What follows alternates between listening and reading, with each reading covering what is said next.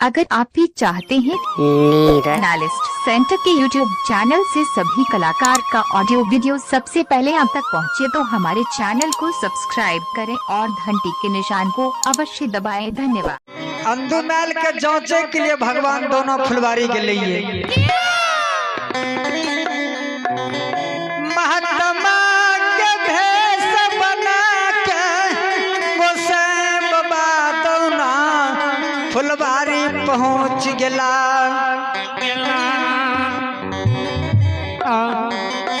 और के हर बहा लग जाके खराब है गले। ओई समय में तू बाबा के दौना में 10-20 सोहर बहे रहे, 10-20 कोदार पार रहे, अगले होर के अनबाही अंधुमैल करे रहे। अब पूरा बस यातर बान्हन अब पश्चिम के चलल आबर है। भगवान पश्चिम बरिया कन्हेरी पर जाके बैस गले और के रोक दिल के भगवान और के हर बहा से जवाब करे चहे हो हर बहा बाबा के ये कर हो।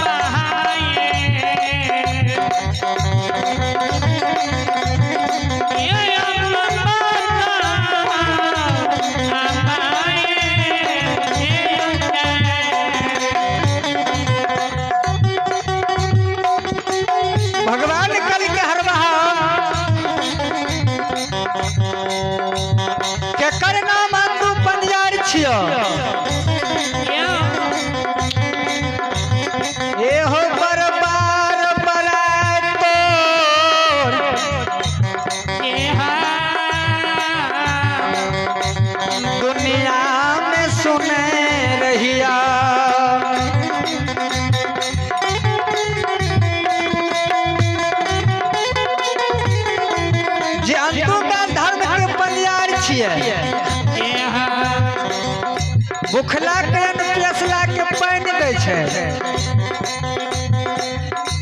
निबस कर के बस्तर दैये, रात भर दिन में के राखे छे, चले के समय में सीधा समर संग लगा दे छे। इतना बात जान दो बात सुने होर के लगना के छोड़ कर दूंगा। दोनों महात्मा के नजदीक चले ले कर जोड़ के बाबा हमरे नाम अंधु पंजार छिए। भगवान अंधुमैल के बाहर के देखे कल जोड़ के प्रणाम करिए, भगवान आशीर्वाद दे छे। आओ अंधु हेलो हेलो अन तू जियो हो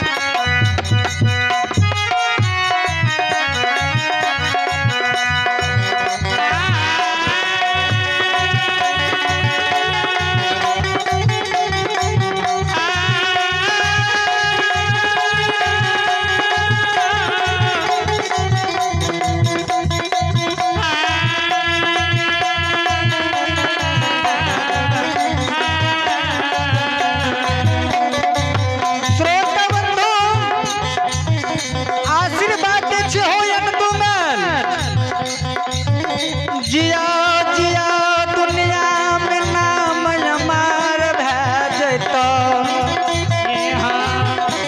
जात में संसार में धरती धरातल चांद सूझ रहता है इन दूता